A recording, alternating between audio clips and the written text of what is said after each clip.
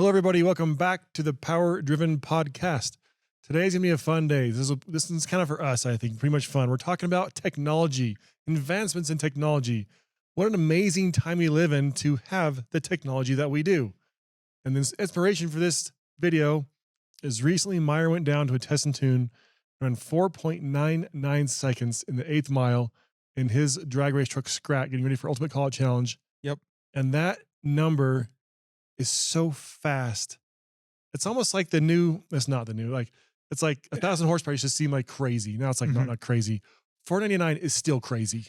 It's to this day, it's still crazy. So in quarter mile terms, for you guys that don't know, a 499 is like a deep in the 7-second quarter mile range. Oh. So this is a 7-second quarter mile 4-wheel drive truck running in 4-wheel drive down the drag strip with 4, drag race tires in 4-wheel drive. It's booking. It's like, so freaking cool. I mean, it honestly is. I checked the data log and I really only floored it for like 5.1 seconds. So right after the 8th mile, I let out and I coasted to an 840. Coasting to a deep 8-second pass. In fact, the vehicle in the other lane next to you ran slower in the 8th mile and they ran a 7-second quarter mile pass. Yeah. Yes. Like I was like in my brain, I was like running them down. I was like, oh, this is stupid. I should just let out and not do it. You were pulling the altered. You're pulling. Oh yeah, it was really an altered, and he ran good. He was a 5:001 or something like 5:004, like a 7-second. He was 133 miles an hour in the 8th, and I was 146. Like we were pretty big gap. I was going up on it. It was great. Like I almost got him. And I was like, okay, nope, I'm not gonna do this.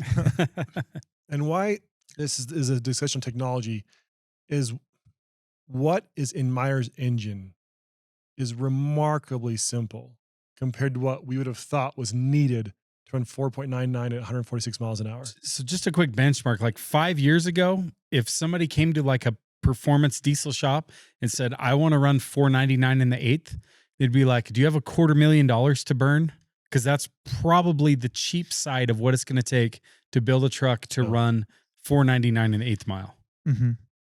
Yeah. I mean, the transmission alone 5 years ago, you're kind of stuck with a Rossler. A few guys maybe had done it with 48s, but you're like burning them up every pass. Yeah, you're doing Hail Mary passes. Like I remember that with just even you guys and Josh and everything. Like 5 years ago, we were going down the track and was hoping that the transmission would survive the drag race. Yeah.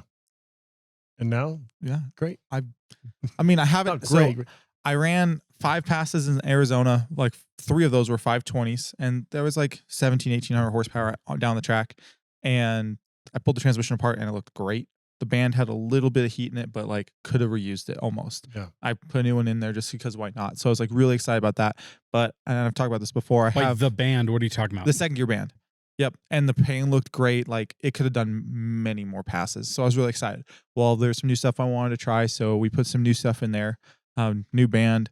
I haven't taken it apart since, but I have basically pressure on every single servo and every single clutch pack. So I can watch the pressures increase, decrease, see how they increase, and see what pressure it starts to suck the engine back down at. Cause I mean, that's just random numbers. If it starts to pull the engine down at 150 PSI of line pressure in the 3rd gear clutch pack, I know that clutch pack's not happy. It's starting to slip in there. It doesn't have the coefficient of friction as it used to have. When it's a fresh clutch pack, it takes about 100 PSI to start sucking it down. And so I know, okay, 100 PSI, that means that thing's great. And none of them have changed at all. The second gear, all those, they're still sucking down at the same pressures. And I can watch the drum speed in the data log as well. And I can see it come to a stop. And it's like second gear grabs, it's coming to a halt. And so it's not like it's a Hail Mary. It did that same thing 3 times. I ran 499, but then the passes before the tune-up was the same. It was the same power and everything. I just let out early because it kicked the tires really bad or whatever else. And it flared the shift a little bit because we needed to make some adjustments. And so it did it 3 times and it's holding in there. And I don't think this is not the be all end all, but it's the next step. And we keep trying new things and trying new steps. Are you running out in overdrive or are you staying in 3rd? Staying in 3rd. So technically the Rossler guys, they don't have an overdrive. So they're a lighter transmission. It's about $30,000 for Rossler setup with a Neil Chance converter. And that's a Turbo 400 for those who, when we say Ross, are referring to a Turbo 400. Talking to Top Level, there's only about 2 people that really build those, Rossler and M&M, that I know of. Maybe there's another guy, but pretty much there's 2 main companies that people use at that level. This would be like a street outlaw car, a pro modified car. You see these pro mod cars, and the fastest diesel trucks and dragsters use these Rossler transmissions. They've abandoned the factory 48RE. Well, since we build 48REs, we're very reluctant to abandon them for 2 reasons. One, we want to make our 48s better over time. 47RE, 48, same thing. We just call them 48s. 4-speed Dodge transmissions. 4-speed Dodge, because they're all kind of the same components, just different planet pinion counts and stuff, but they're basically all the same. 2, they're very expensive. Like Myer doesn't have 30 grand to burn on one. Todd and I don't want to spend 30 grand on one. Yeah. No. I mean, I think at some point, I mean, Rosters aren't indestructible either. People tear them up too. I do think at some point it might be a good idea to, like, Todd, if you put a roster in yours and you could get a whole season out of it and refresh it once a year, I think that could make sense in some situations. But for me, I'm too stubborn. I want to make the 48 work. And it's not like, I mean, it's like with anything. It's not like we're just going down to the track and constantly having some random issue. If it's just the whole system is not capable and like it breaks in random ways every single time, that's really hard to just identify and say like, okay, yeah, I'm going to keep trying to throw random stuff at this to fix it. Like the problems we have are the same problems over and over, and they're kind of few and far between. Like we all raced in Arizona. No one had transmission issues.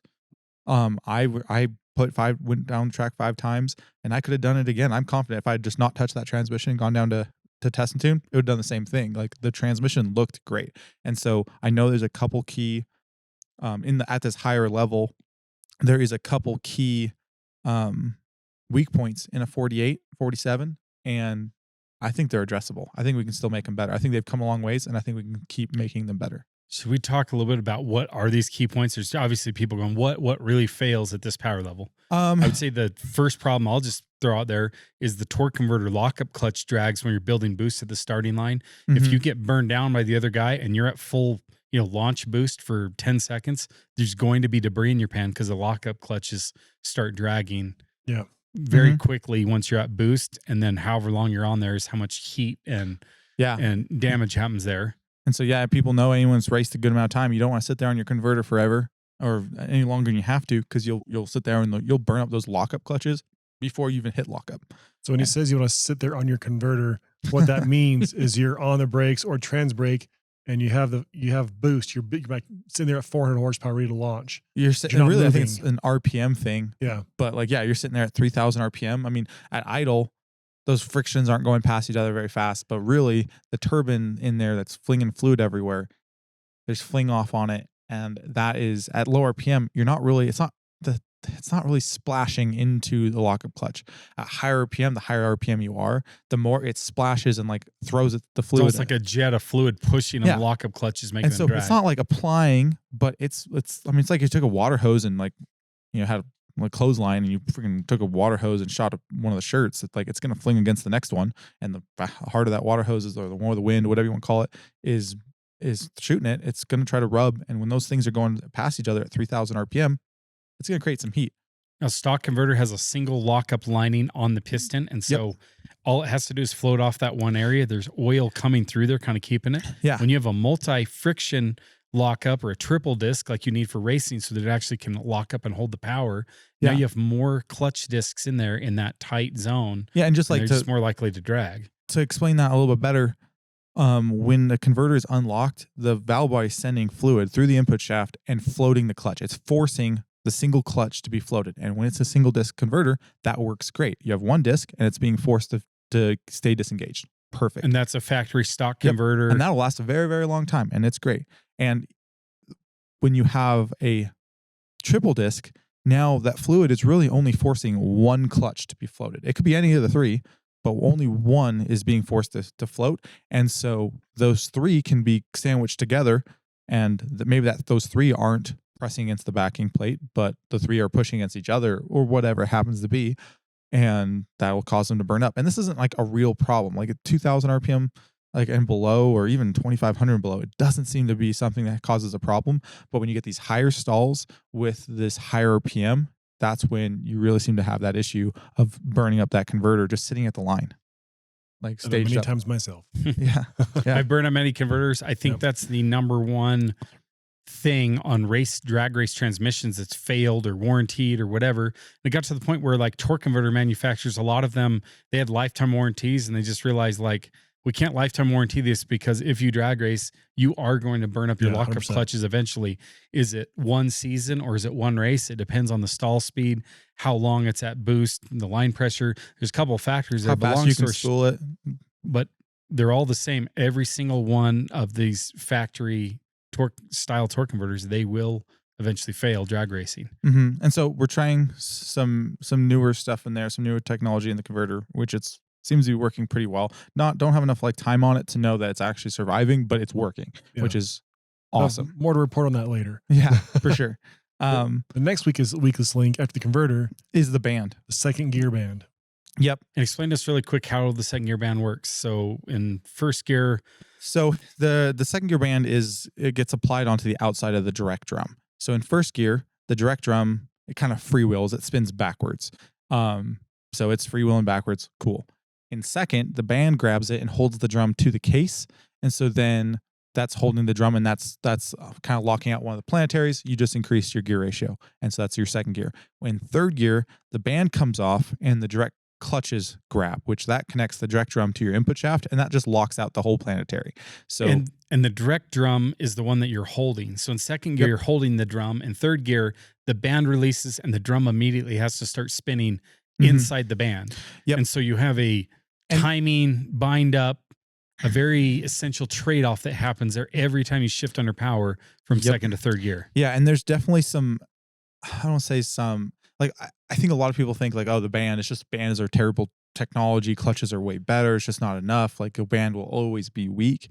I don't think that's necessarily 100% wrong, but I don't think that's really the full problem. I think the second gear band is at a disadvantage from the beginning, but it's the only clutch in the whole transmission that has to slip twice. It's got to slip on the apply. It's not going to grab immediately. It's going to make some heat and it's going to slip. And then when he grabs third, it's got to slip again and release. And if that release isn't well timed and it isn't clean, you're building heat twice when you're racing. I mean, that shift is 1.5 seconds apart. So you built heat in the drum and the band on the apply, and now you're making even more heat. You look at a second gear band, they don't wear out.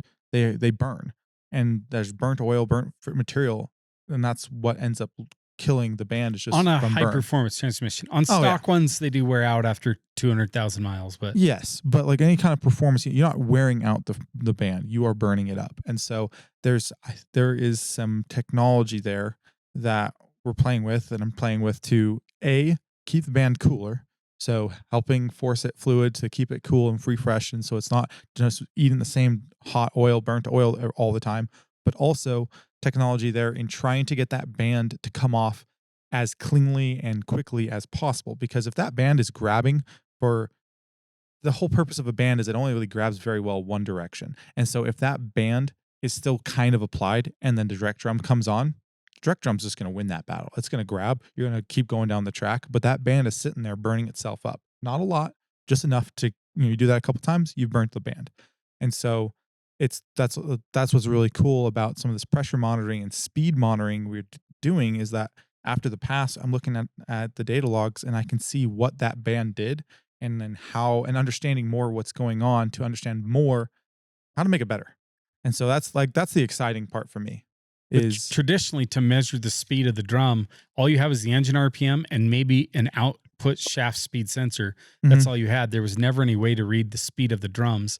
So you've modified yours so that you can actually see the speed of the drum, which speed of the drum. And that's another thing too, is that because anyone that's racing, and this is more of a race strategy and anyone can do it, is it's very, very common to have lockup come on with the second gear band. And so you have lockup on at the line. The moment you go to second, it locks the converter. Well, now you're having you're having the second gear band grab at the same time as your converter. Well, the converter is going to win that battle. And so the second gear band grabs first. And then it's almost fully applied and the lockup clutch comes on and it rips it out again. So it's making it grab twice. So a simple way to make your band survive longer is just to not stack those shifts. And really the only reason people have those shifts stacked is kind of laziness because they don't have a good way of controlling it all. And so having some kind of a delay system in there to where it grabs second and then half a second later it can grab lockup, it's better for racing because you don't like suck the engine RPM way down like that. But it's also way better for band life. And so just doing something simple like that really helps. So most guys, to kind of dumb that down more, on a racing transmission, there's a torque converter lockup. On a stock 4-speed Dodge, like in the older, 12 valves and early 24 valves, it only locks the torque converter in overdrive, never locks it in third. If you have overdrive off, then it will lock it in third gear. In racing, we want to lock it in second gear because when the torque converter is locked, there's another 50% more power making it to the ground through the wheels. And so generally guys will ground the lockup solenoid, which commands lockup, but the valve body hydraulically cannot lock in first gear. So the lazy guy puts a toggle switch in there that they flip on at the starting line, and it would lock the torque converter if they're in second. Lazy guy. But they're in first gear. Every guy does. The lazy guy. And so I launch in first gear. As soon as I hit my shifter into second gear at the track, or if it was an automatic, as soon as it grabs second, boom, it hits second, locks all at once. Huge demand of fluid that's not there. So they kind of apply second gear with low pressure, applies lockup with lower pressure than it should.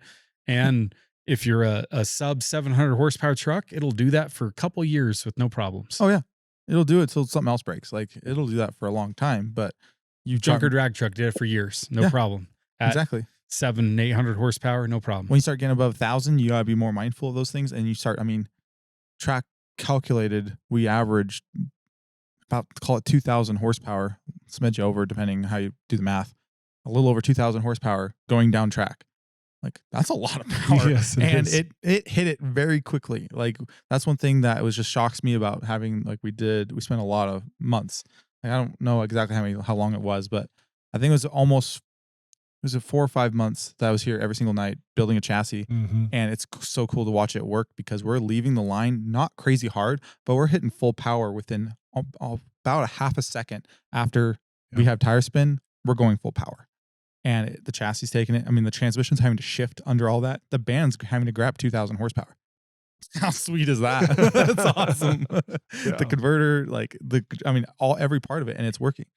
So back when we used to race the Godfather, that's Todd's 4-wheel drive green truck that blew up a couple years ago.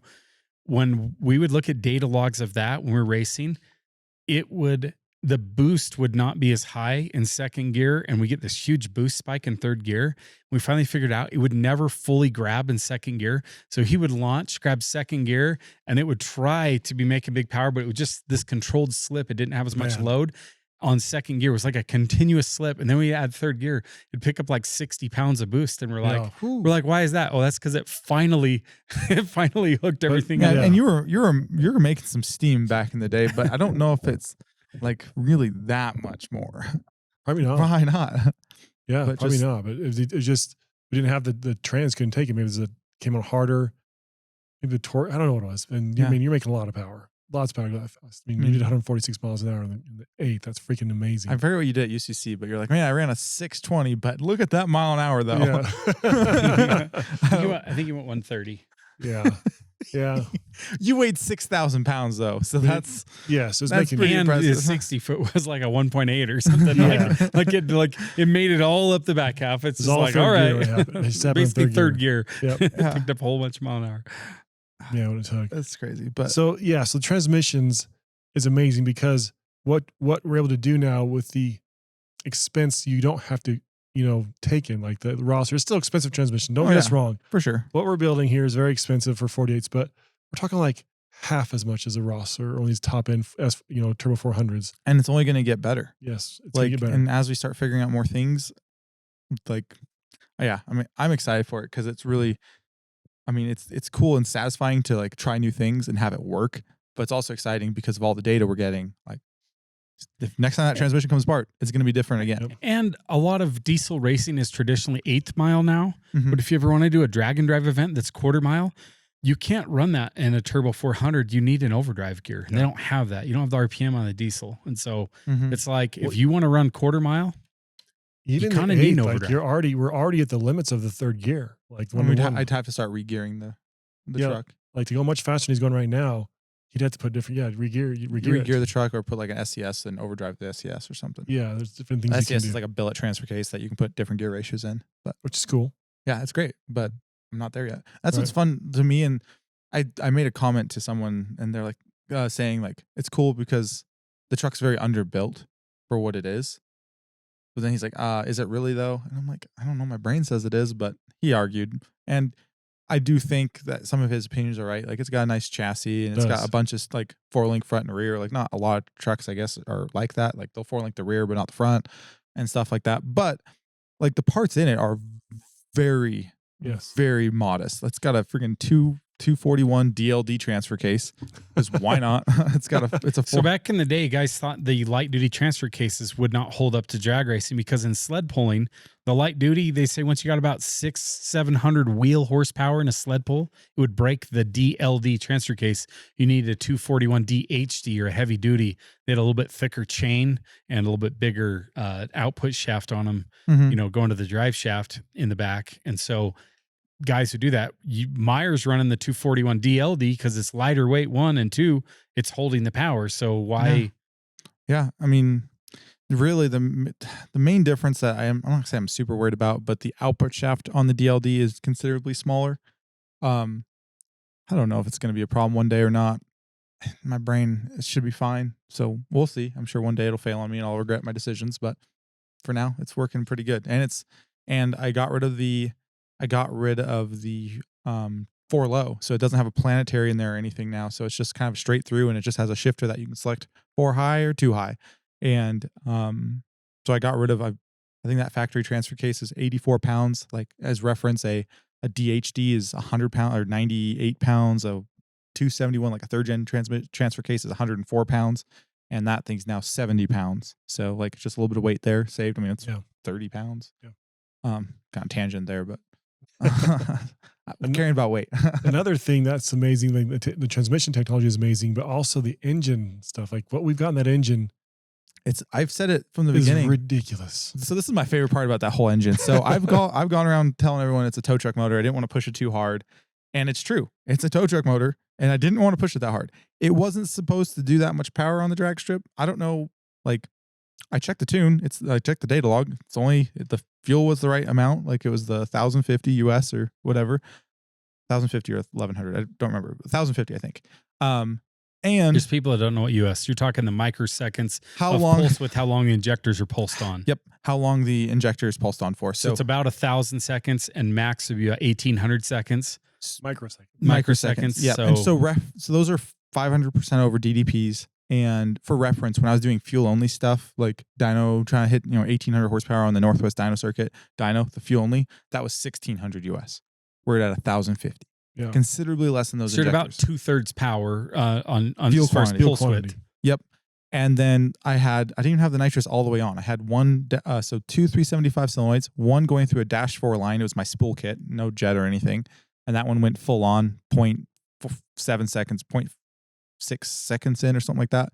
And then the big kit, which was a 375 like nitrous express solenoid, that was on a -6 kit and it was at 40%. That's all it was. And I was like, I don't know what it'll be, but according to our dyno, it should have been, I didn't dyno that exact setup, but I was guessing it was going to be like 18 something. No, apparently it was a little bit more. But what's my favorite part about all this is that once this motor is done, which I think I'm done with it. I don't know. I might do a little bit more testing. It's going in Ruby. Yes, I'm still in the that tow thing. truck motor is going in the tow truck. Yes. And it's great.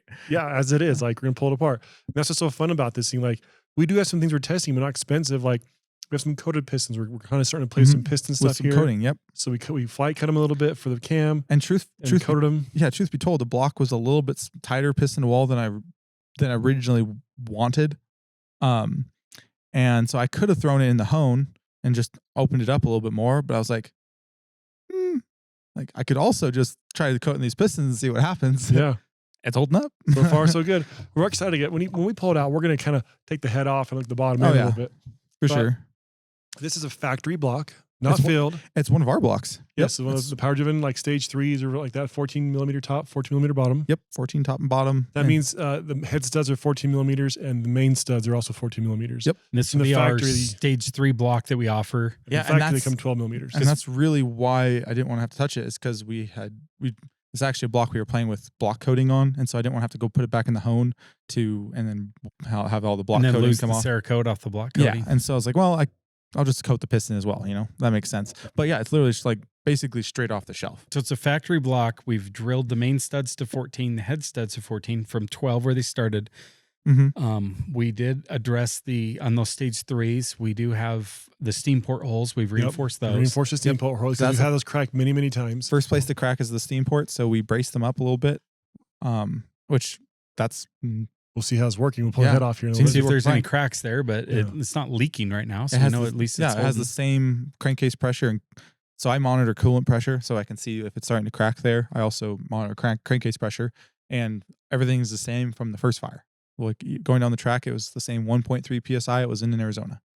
So then it's just a factory. It's not even an OEM Cummins. It's an aftermarket replacement cast piston, very affordable. Mm-hmm. Yep. We played with our coatings on there. Like you said, we got a little Mhm. ceramic we're playing with on the top. Yep, trying a and different a little ring. bit of slick stuff on the coat. Did we do different rings too? We tried? I can't remember. It's the rings we haven't tried before, but But they're a factory replacement ring. They're Yep. not a total seal or anything special there. You don't want to Okay. try those.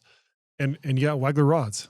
Yep. You have the PDD crank in there. yep, PD Wanna crank. see it? That's the most powerful we've made so far with that thing, or the fastest it's ever gotten. I don't think that's true. Who's made more power? So the dyno didn't read, but I took Oh, a PDD. yeah. I took a PDD crank. I threw a lot more than So that. you're thinking it's at 3,000. Like if that was, let's just say that was 2,100. No, it wasn't 3,000. If that was 2,100, the fuel quantity and nitrous alone should have pushed it to at least 25. Yeah. And the dyno didn't read. So and this I blew it time up. you're at 2,100 horse, but you feel like you've done 25, maybe 2,600 on a I'm a PDD s- crank on a separate, different engine you played with a few months ago. on the math, when I set that tune up in that engine to try it, it was going to be 2,600. And then looking at how much fuel and nitrous I did going down the track versus how much fuel and nitrous I had on that pole. Yeah, it was definitely Higher. definitely 2,600. But who knows? But I mean, we don't even have a girdle in this thing. Literally, it's a 14 millimeter main caps with 14 millimeter studs. Mm-hmm. And they're the caps that came with the block, they're not billet main caps. We'll see what they look like. Yeah, that On part his I'm curious past about. motors, we've seen a little fretting Yeah. long term without a girdle in there, and that wasn't our block. That was when you saw the fretting, was that an OEM block you're playing Basically, every engine I've ever pulled out of that thing has fretted the mains a little bit. Like not dangerous. Like the shorties was when I finally blew that motor up and I had done so much crap to that thing. Mhm. It was super fretted. Basically, just That no just means girdle. the mains, you guys don't know, fretting means the mains are stretching the main set a little bit when the power hit happens. And it's just getting a little bit of movement between the main cap and the block, enough to kind of friction weld and transfer a little metal. And it just doesn't look good.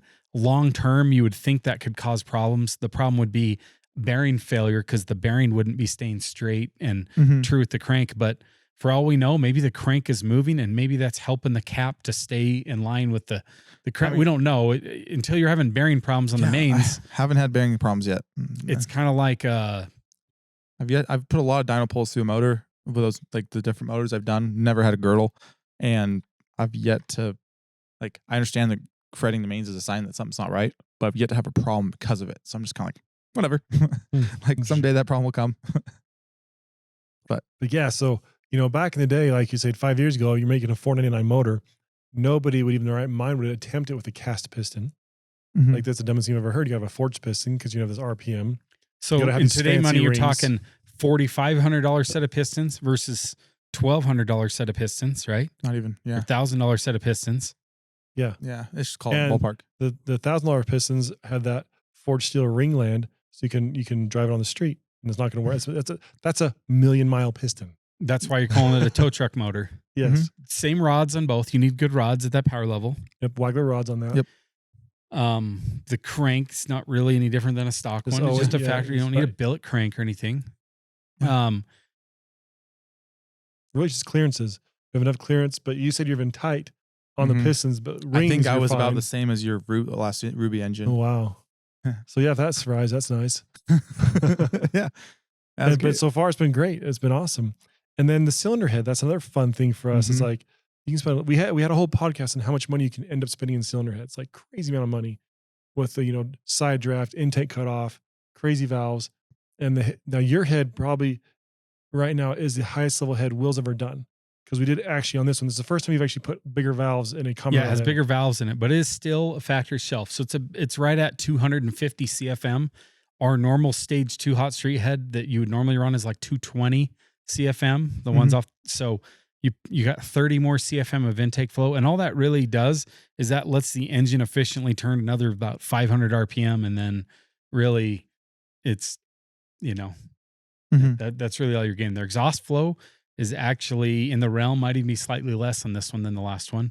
So I was trying to be stage more 2 numbers, basically. Yeah, stage 2. I think maybe a touch better. Yeah. I think his last head I modified his stage 2 a little bit. I think his exhaust one like 250 or something. This one's like 240, but and our stage 2 is normally like 230. Yeah, so it's a little bit more exhaust, but not as much as he's ran before. And it was just more me like, hey, Myer's going to put a lot of nitrous in this. I want a big fat valve seat, so I'm not as aggressive on the valve job to see if it'll be more reliable.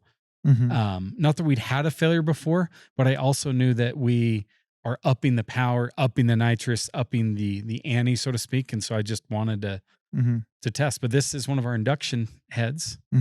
Yeah, so don't have to worry about seats falling out, which is pretty sweet. That's great. Very excited about that. But yeah, we increased the valves a little bit, and we put better valve springs in there than we've ran before. Or did this have race conicals? Race conicals. Oh, race conicals. Yeah, you asked me, and I was like, no, I'm just freaking. I forgot if we put those special Wagler ones to know. So race conicals. Yeah. So yeah. It's very satisfying. Like there's a lot of companies that sell a lot of things. It's very satisfying to use basically all of our own parts, and DDPs with the injectors, Wagler with the rods. There's a lot of things that we don't make, but we have a lot of parts in that engine. Like it's majority. PD, block, crank, head, all that stuff, and have it just work. It's like, works so good. It seems I don't know what we're doing, but it seems to be working. And it's great. There is a lot of truth in like you have a good chassis and you got the weight down. Yeah, but for sure. The mile an hour and weight doesn't lie. You're north of 2,000. What average. is your weight?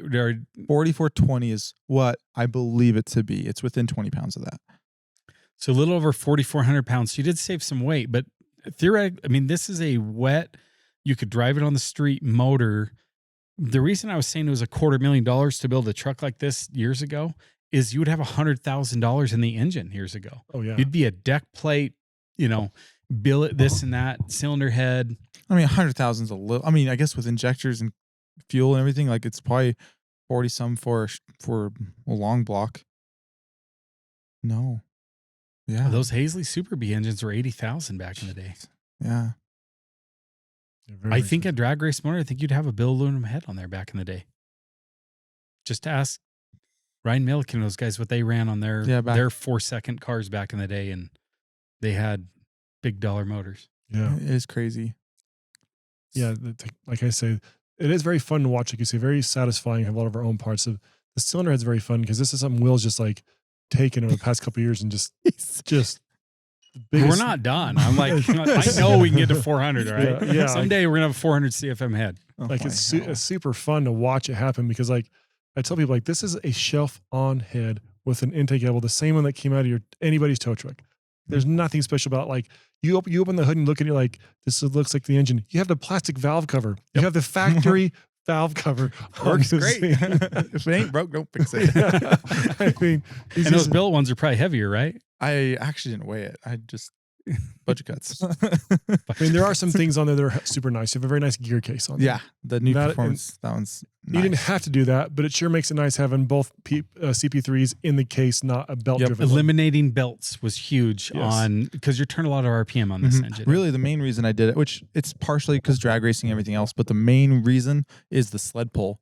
When we do UCC is, I don't have to tell you guys how many belts were laying on the track after common rails were pulling. Like I'm going to say half of them, but quite a few. Yeah. And so having a belt driven, like high RPM sustained for 20 seconds, like you're going to throw a belt.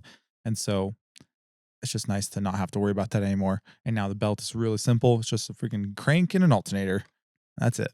Yep. And so that's super nice. So that's a nice part, but and that's a little spendy, but not like, I mean, I was just having so much fun in Arizona when you're racing everybody, because I'm like, these guys have more money in their transmission than your whole entire engine. Like I They have don't, more money in their head than your whole I entire don't want to engine. be super boastful, but Arizona was great for me because there, I don't want to rub anyone the wrong way, but there was a guy. So Josh broke, and he thought he hurt his engine, but it turns out he just threw a rocker bridge because he stretched some bolts, whatever. But he's broken, and there's kind of a common etiquette that you have when you're at the end of the track and you had a good pass, but the guy that you raced did not, and he's broken. You just don't like brag about what you just did. You're like, oh man, that sucks. Like, whatever. Well, this guy, apparently he'd been shooting for a certain time for a while, and he hit it, so he's happy, and he's like talking to Josh, who's broken. He just like didn't have that common etiquette, and maybe I didn't see the whole situation, but Josh was like obviously pretty frustrated and trying to be happy for the guy and everything. But I was like, man, this kind of sucks. Like,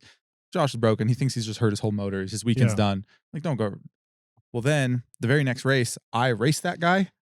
He had an aborted pass because he had issues, and I ran faster than that personal best that he's been shooting for 3 years. And he was waiting at the end of the track to get towed back because he's solid or whatever. Doesn't have cooling system. And I was like, man, like, thanks. And just drove off to the pits. That's another super fun thing. Like everybody in your class, like have these solid blocks, billet blocks, whatever. They are all getting towed to the line and towed back from the finish line because they can't run because they have no coolant. And you're just driving around. I mean, like you say, you could have towed something home with that engine, literally, like just fine. I mean, it's just so there's gonna be people listening to this podcast go, oh, so it's power driven, think they're the best engine builders in the world. I mean, no.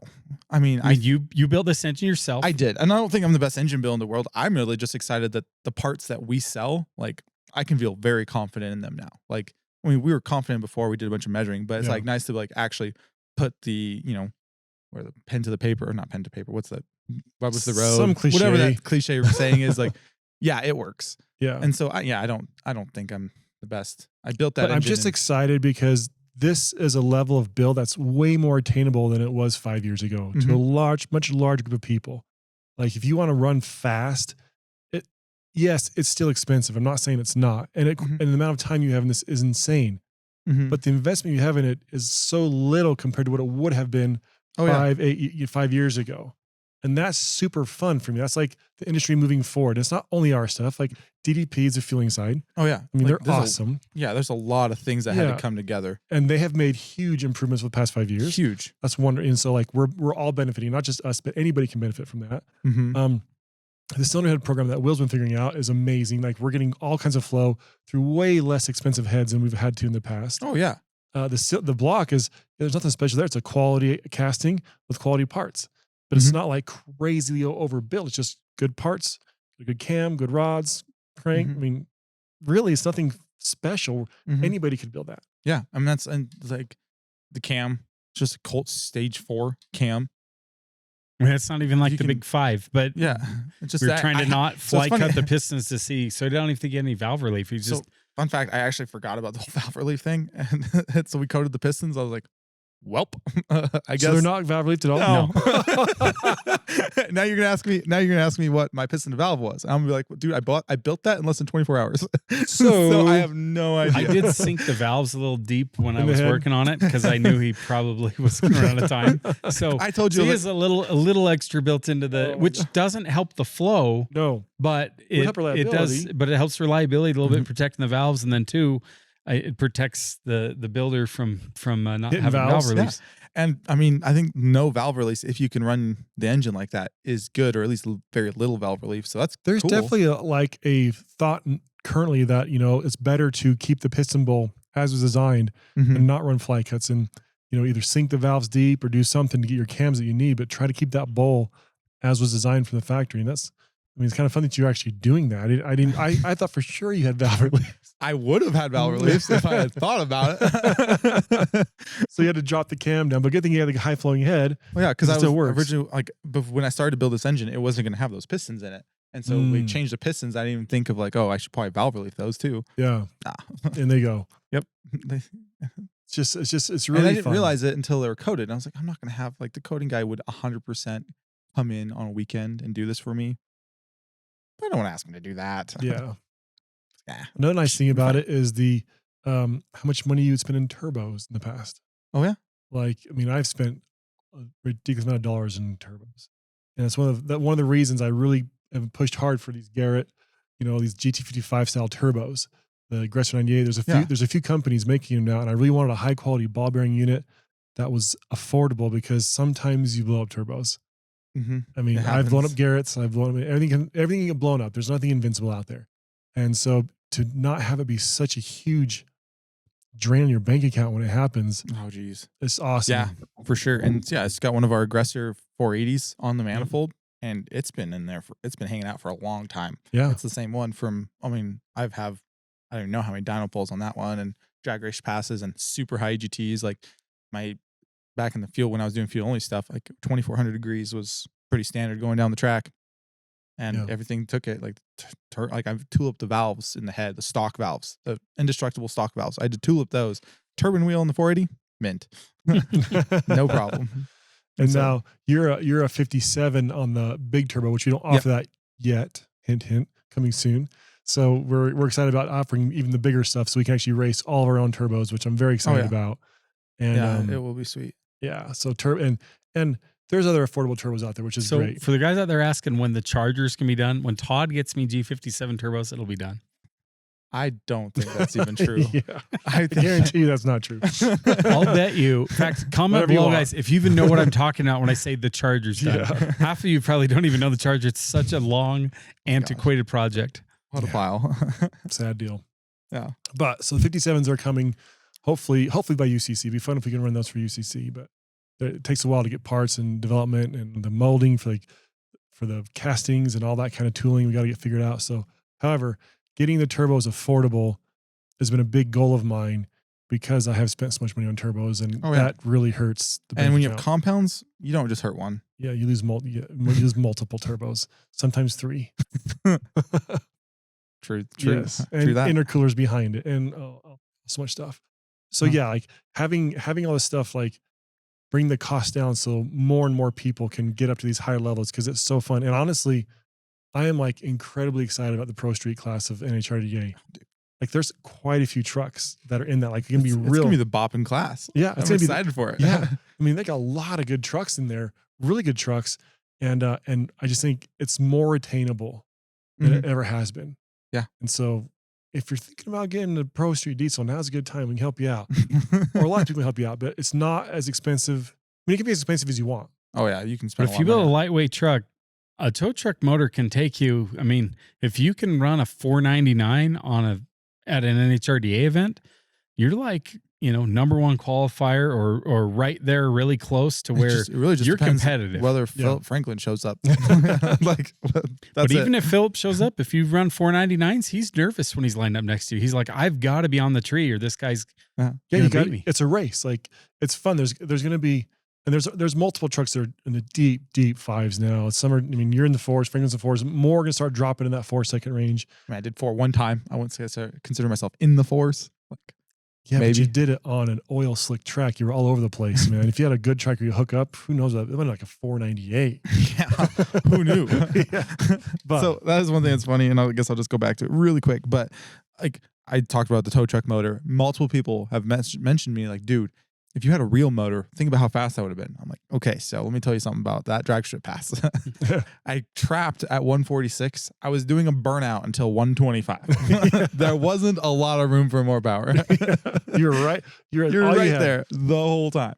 That is a fun feeling. I mean, it's not like the ideal. You want to be hooked the whole time, but it is very interesting to be floating to 100 plus miles an hour. Definitely less boring than going straight. It's less boring. It's quite the ride.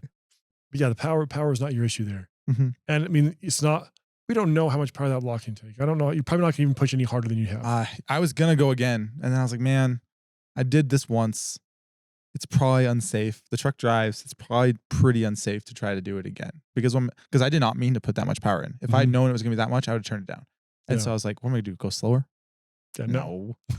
It's like, just put it in the trailer. Like the event wasn't even over. I was like, okay, put it in the trailer. And drive home. Anyway, it's just amazing. When I saw that time slip, I was like, at first he sent time slip and it was a 499 and a 5001 or something. I'm like, well, which one are you? Then I saw the 60 foot of the Ultra. It was like a 1.0 or something. Yeah, like, 115 or whatever. You're the Oh, I was I'm so the slow excited. one. You're the slow one who was fast. It's great. Yeah, because you're so far behind the 60 foot and you totally reeled them in. You're faster. What was your 60 foot on that run? 126. Still very good. I mean, great. Good. Not my best, but decent. The track, I had to pull so much power. Like that's the only change I made all day was pulling power out of the leave because it just was all over the place. And so in Arizona, I was able to leave with more and it did a better 60 foot. So. Yeah, it's just really exciting. And every day in the shop, I just go look at it. I'm like, look at this stupid truck. This engine is not, it's so simple. There's a plastic valve cover on it. There's an intake horn. Still. So you're on freaking boots. I am on boots. Boots. You're not even Van Gems. Boots. Hey, they're working great. I know. It's crazy. So I want to so a couple years ago when I wanted to start drag racing, I really wanted to run a 5 because no one in the shop had ran a 5 yet. And so I was like, if I can be the first one with a 5, I can really just stick it to Will and Todd, these drag racing masters, you know? Yeah, we're masters. Self-proclaimed masters. Not real. I mean, we love it. I think it'd be great. But I wouldn't say the master. Jack of all, master of none. Yeah. So I was like, oh, I'll just math, it should work out. I should be able to run a 5 pretty easily. And I actually had to go drag racing a couple times before I was able to do it because I was kind of nervous because you were working on the Cummins cart. I was like, dude, that thing's so light. All it takes is one decent pass and he's there. Like he's got more power and he's got like 1,000 pounds on me. Like it's not even close. And so finally I ran a 5 and I was like, I felt pretty good about myself. I was like, I got a 590 contender. Will was still struggling to run a 5. And so I was like, man, I got a legit unit here. Then you ran a 540 like out the gate. And I was like, I came back and I was just like almost demoralized. I was like, I can't even hang with that. Like I was like, I have to put so much money into this stupid thing. Like I like racing and it's fun to push the limits and try new things, but that's an ungodly amount of dollars. A big step that I have to spend in order to get there. And I was like, I don't, I mean, in my brain, it was to compete at that level. I was like, I'm going to need a deck plate engine, which you're talking big money for that. A transmission, I guess I had most of the parts, but I was like thinking axles and I was thinking all this fiberglass everywhere. And I'd have to get rid of my power windows, which power windows are awesome because when it's Vegas and you're stuck in the lanes because someone bounced off the walls at 98 degrees, like not having to have someone open and close your doors for you is just great. Like I was just like, man, there's so many dollars worth of things I'm gonna have to spend money on to get there. It's like it's unachievable. And I was like thinking of different options and just whatever and like what I really wanted to do. And like almost was like willing to like accept defeat. Like I'll never be as fast as Todd. Like, sorry. Then I was like, okay, let's just start with a spreadsheet. So I made a spreadsheet of what the truck weighed. And I started making a list of things I could do. I could get rid of the bed. That's probably 300 pounds. I could do this and cut this out of here, cut this out of there. And I could back half it. I could front half it. And like just started going down the list. And before I knew it, it was the number was 4,600 pounds. And I was like, that was your weight. And I was like, 4,600 pounds. I was like, seems oddly achievable. I was like, as a whole, it's like this huge, big dollar hungry thing that I was going to have to do. But when you dissect it, I was like, I can do this pretty cheap. Like a bedsides are $1,000. I was like literally sitting poolside and I bought those bedsides. It freaked me out first because I thought it was going to be like $5,000 for shipping. That was pesos. So I was like, 1,000. I can do that. That's fine. And so yeah, it's like $1,000 for bedsides and like I just chopped. Like I don't have any fiberglass anywhere on it. I just chopped out the hood supports and it's 8 pounds here, 5 pounds there, whatever, fenders. So you have a full steel truck that weighs 400 pounds. Yeah. And like the doors still have both power windows in them. Like, and I was able to get down and weight. And I was like, and now my back half turned into a little more excessive than I was originally thinking. I was going to chop it at the back of the cab. I ended up going a little further and that really added a lot of work to it. But like, obviously it is a lot of work to get there. Like it was months of just being here every night trying to get this thing done. But if anyone's willing to do that fab stuff themselves, it's extremely feasible and it's not even that expensive. Now, did you have a fancy chassis table when you cut your truck up? I did not, and I don't know if I'd do it. I might spend more time making sure everything's level before you start, because then you're having to like account for the 1.3 degree angle that the whole truck's at the whole time. And every measurement you do and angle you set, you have to make sure it's 1.3 degrees above or below, like right angle. But you did not have a chassis table when you did it. You're able to just do it off concrete floor. Concrete blocks with jack stands. Yep.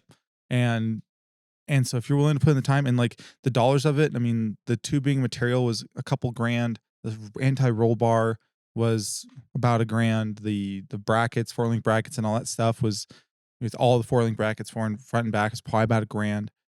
Bars, tube ends, whatever, call that another $1,000. Like, it's a lot of money. It's a lot of money, but it's it's not a lot of money for what it's doing. Like, I would say, yeah, I mean, in the chassis and the whole back half, front half, all that stuff, there's definitely less than $10,000 into it. Yeah. Which is, I mean, $10,000 is a lot of money. But for in the that scheme level of of performance, that $10,000 in these trucks at this level is nothing. Like, some of these trucks are $multi-$100,000. Like, you're talking about hurting a turbo back in the day, you're over $10,000 for that. Yes. Because you take out two, well, those are $5,000 Chargers. Yes, exactly. That's pretty spendy. So yeah, like, well, okay, grand and grand adds up. Yes, I know it adds up. But at the level you're competing with, your budget is just, you're able to do it at such a low budget compared to what's been done. Mm-hmm. And it's, I mean, yeah, it's a 48 still, so that's obviously didn't have to go and buy a Rossler. It's got an 849 like your ECM out of your 06, 07 truck. Factory Like, ECM. I mean, you can pick those up. I mean, if you have it already, awesome. But if you don't, you can pick up that in a harness for like $800. Talking what, $150 of credits on EFI Live, or $200 for on EFI Live. Yep, to tune it. Like, you have to learn how to tune yourself, but if you paid somebody enough, they probably would give you an unlocked tune so that you could make some changes. But honestly, you don't really need to change the tune. No, that tune started as because it's an 06, 07, like that year.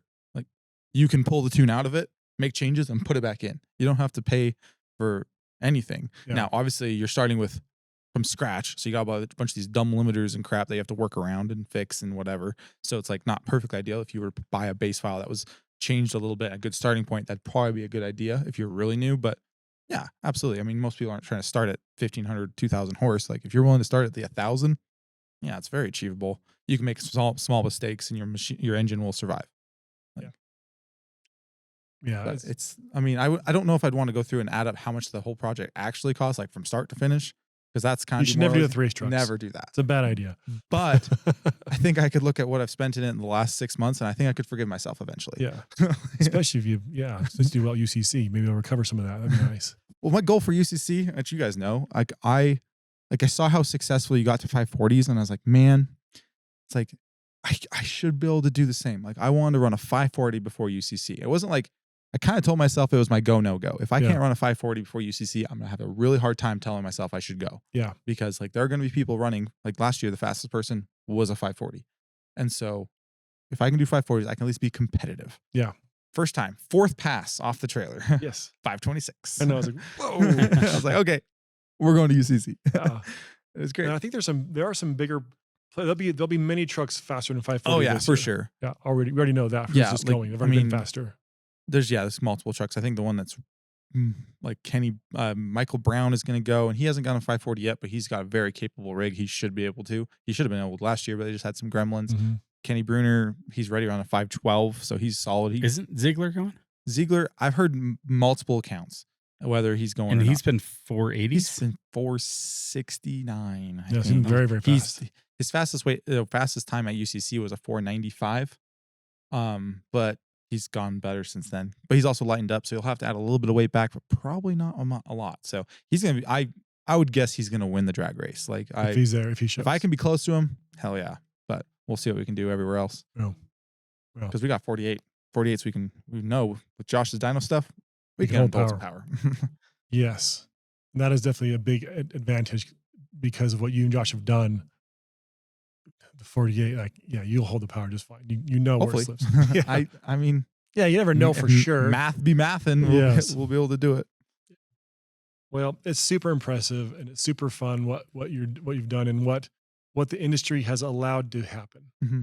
Like, it's not just us, like the industry partners, like different people. The technology grows everywhere, and a lot of people are so willing to share. I mean, if you're trying to do the same thing, I guess my recommendation would be like, you see something like that, I'm like, oh, that's so unachievable. It's 100% achievable. Yeah. Make yourself a freaking spreadsheet and see like all the little steps, because it's way easier to do 10 little steps than one big like thing. Look at all, I have to do this whole entire thing. Yeah. And so just do that and ask questions. Like, most people, like, I mean, I can say for me, like, I'm so excited about the crap that I've been able to do. Mm-hmm. If someone wants to know how to do the things I did, I'd love to talk about myself. Are you serious? Of course. And so Absolutely. It's awesome. And this, Well, it is fun racing. We always talk about it when we do racing podcasts. So we hope we see you guys somewhere someday. Come say hi. We met some of you in Arizona, which is super fun. Yep. Hope to see you at other events we go to. Obviously, UCC, I imagine we'll see a bunch of people there. yeah. That's going to be a very fun event.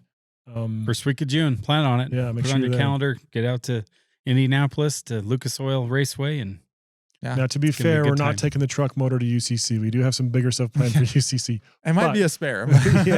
Yeah.